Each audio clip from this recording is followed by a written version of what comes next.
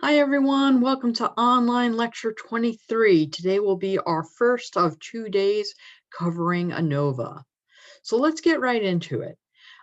Basically, we have this new research situation. So let's look at an example. You want to know if psychology majors, physics majors, and math majors differ in their level of happiness.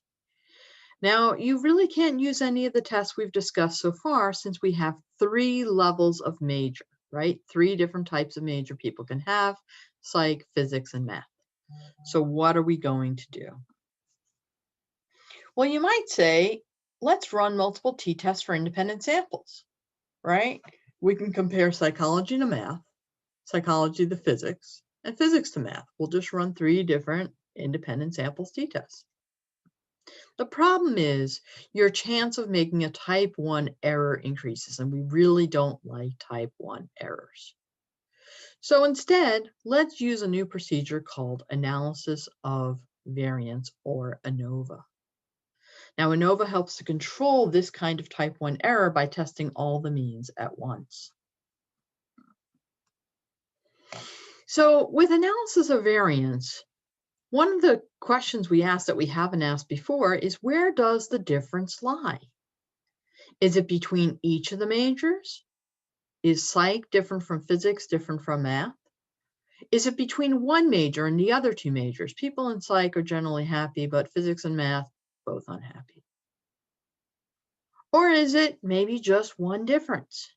That's what analysis of variance is all about. Because before, when we found a difference, when we were using our t-tests, let's say for independent samples, well, we knew where the difference was because there was only 2 groups. Now that we have 3 groups, we have that additional question. Okay. So let's talk a little bit about the assumptions for ANOVA. The observations within each sample are independent. Observations within each sample are independent. The populations from which the samples are selected are normally distributed. And the populations from which the samples are selected have equal variances. Now, if you're thinking, hey, this sounds just like independent samples t-test, then you're right. This does sound just like independent samples t-test. And as I'm going to continue to point out, there's a lot of similarity between those 2 tests, between this one-way ANOVA that we're going to continue talking about and an independent samples t-test.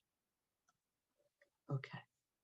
Now we have a little bit of new terminology, so let's talk that through. First of all, an independent variable is going to be called a factor. So those are just going to be synonyms, right? Independent variable, factor. So if we compare doses of a drug, then dose is our factor. Now the different groups or values for our independent variable are our levels. So just like when I was talking about before, 20 milligrams, 40 milligrams, 60 milligrams might be the levels of our drug factor, of our dose factor, excuse me. And before I was talking about that we had the 3 levels of major: psychology, math, and physics. Okay, just our groups. So you can think of factor as independent variable and level as our different groups. Okay. Now, there are different types of ANOVA depending upon the research question. We will start with and spend most of our time on the one-way analysis of variance, or simple analysis of variance. This is designed to compare more than 2 independent samples. There's only one independent variable. Now, that last statement might sound a little silly to you because you're thinking, well, I've always only had one independent variable, but we're going to get to just one situation next time where we'll be dealing with more than one. But for now, yes, that's the same. That's the same it's always been. Okay. So here is our table once again that reviews all the Z and T tests. And as I described to you, I really would like you to focus on this column, the t-test for independent samples. It's really very, very similar to the one-way ANOVA column, right? We had no population variance known. That's still going to be true. No population mean known. That's still going to be true. Number of scores per participant, 1. That's still going to be true. But the number of groups of participants now changes to 3 or more.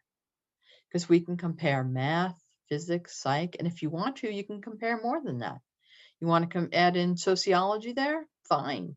You want to add in music studies? Fine.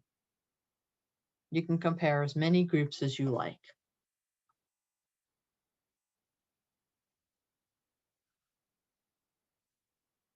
Okay.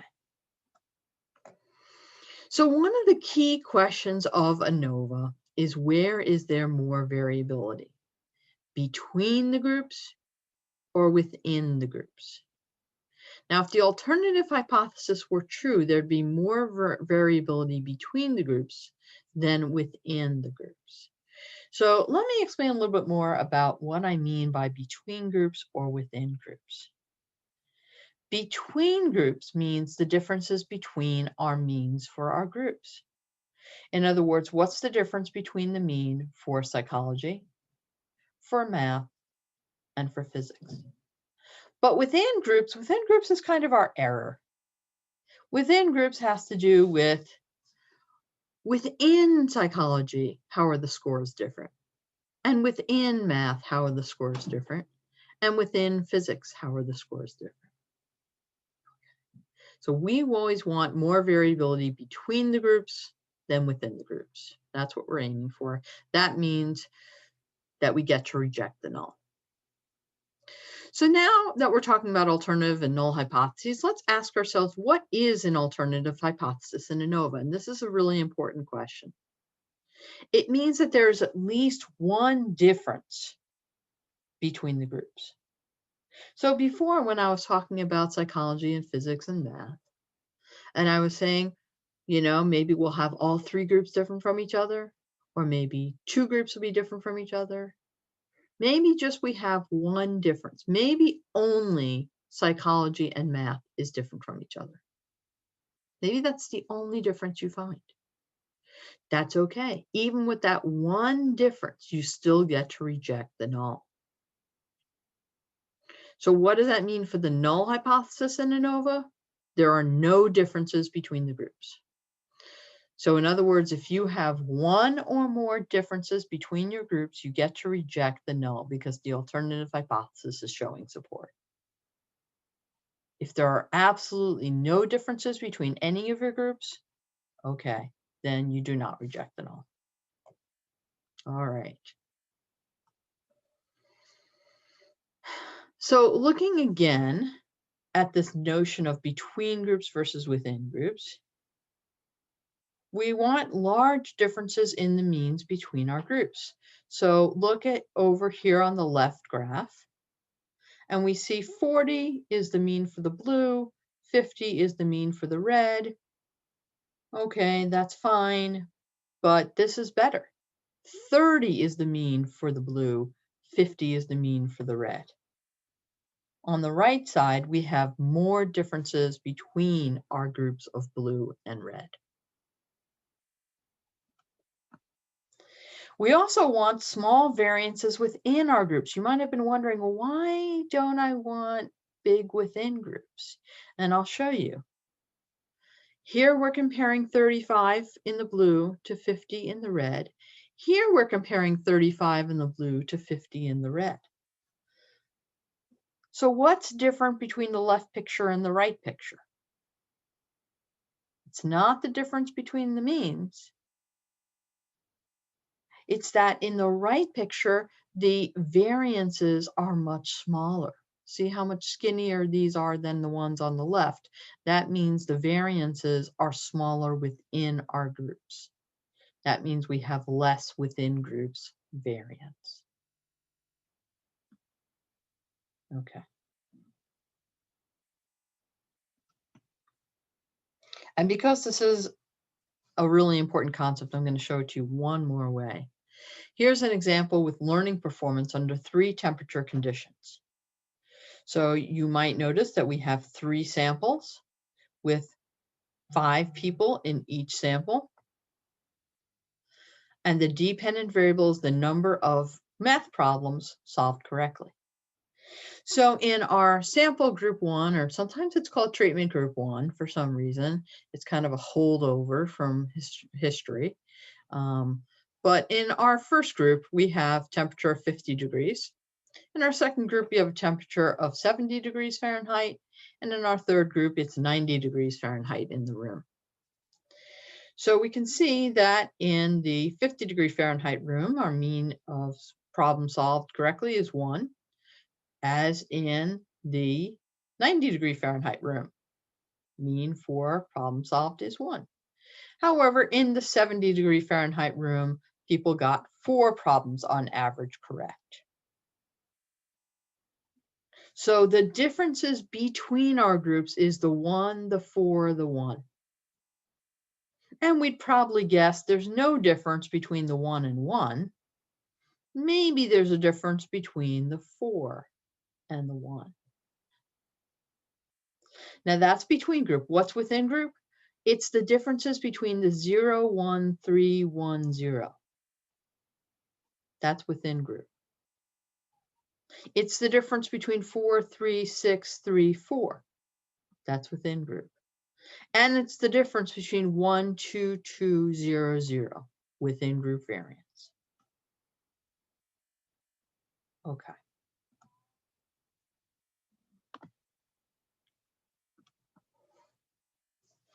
So between groups, or as I said, it's sometimes called between treatments variance, is the variability that results from differences between the sample means for the levels of a factor. Differences between our groups.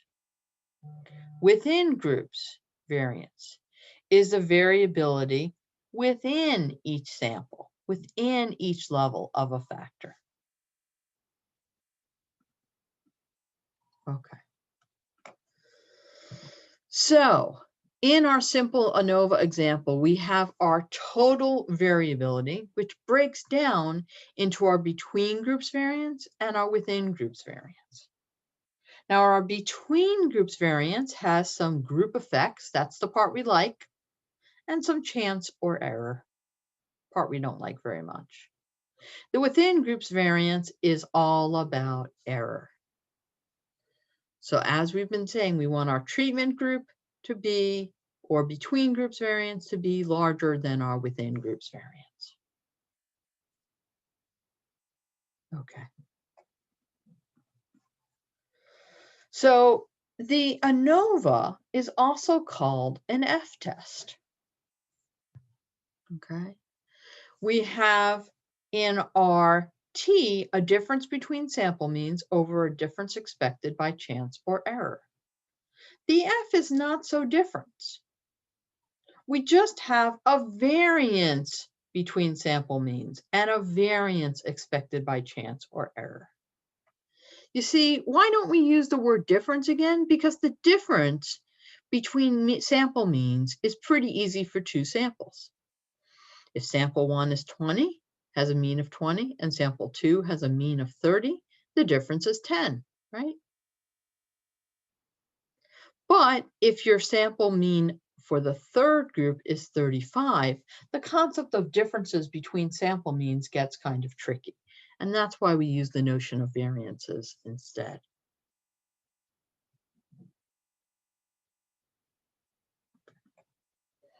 So in our one-way ANOVA sums of squares, we're going to have variation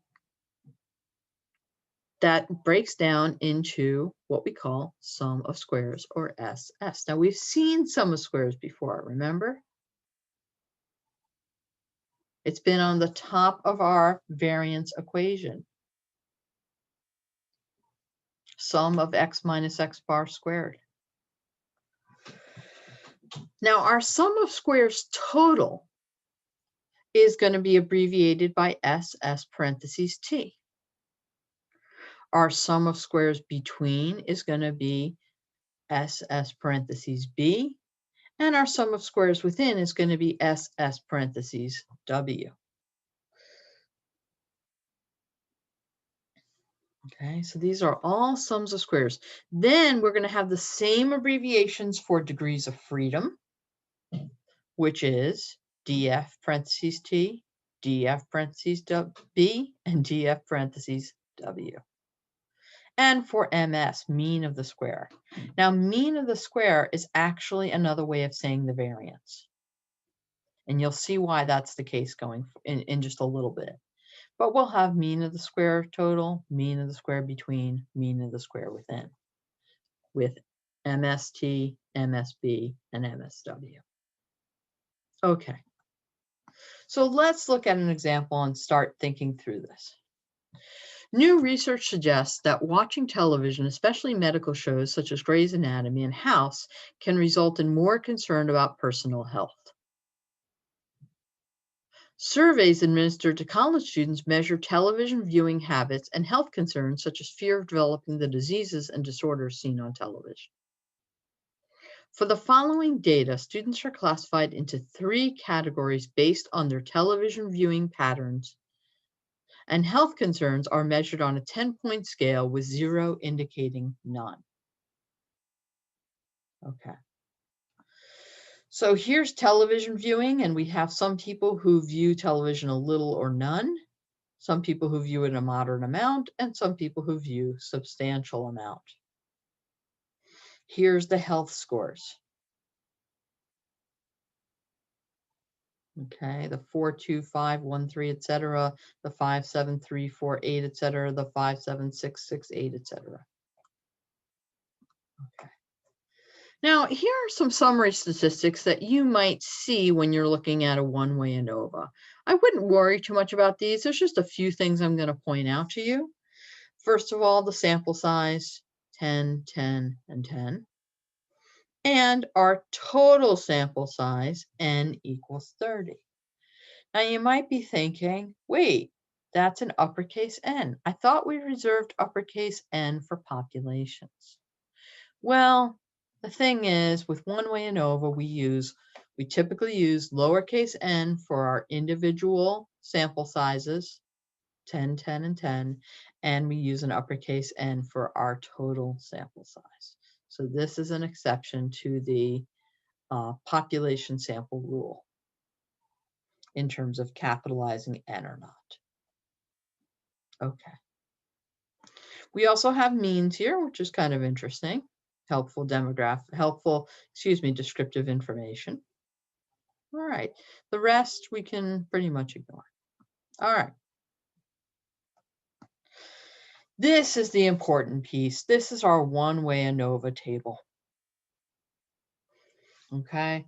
And we have a lot of these same things that we were just talking about. We have our sums of squares, our degrees of freedom, and our mean of the square.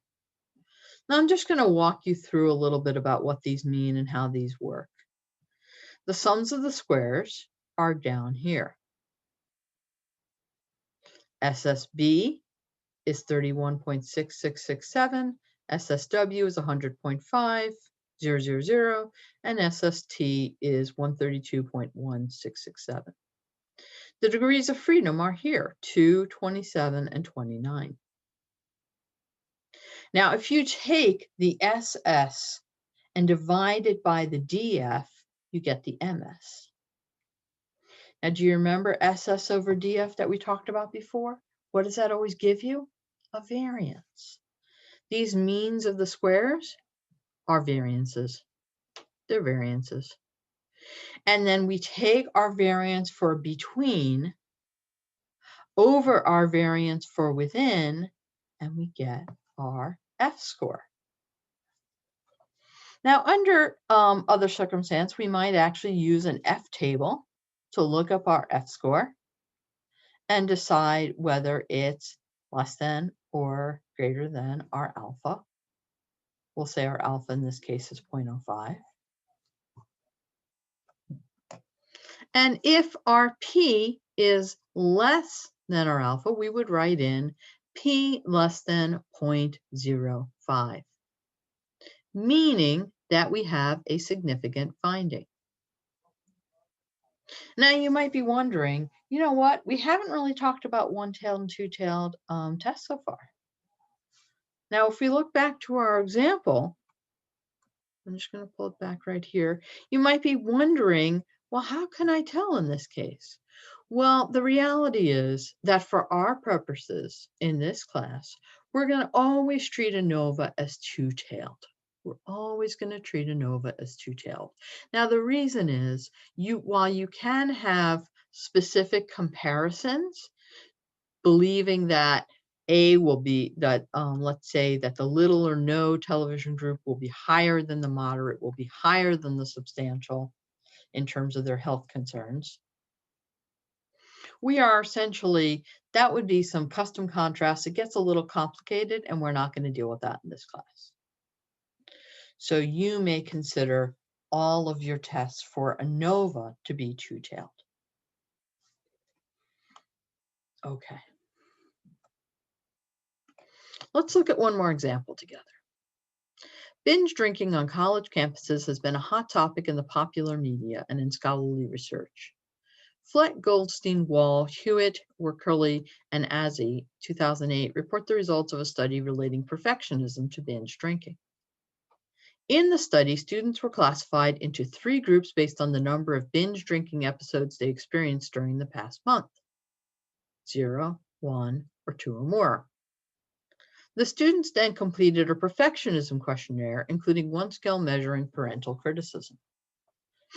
Students rated their level of agreement with each item, and the total score was calculated for each student. The following results are similar to those obtained by the researchers. Assuming an alpha of 0.05, is there any differences between the groups? Okay, so once again, we see, of course, it's two-tailed, and they even tell us, is there any difference between the groups, which would suggest two-tailed. Okay.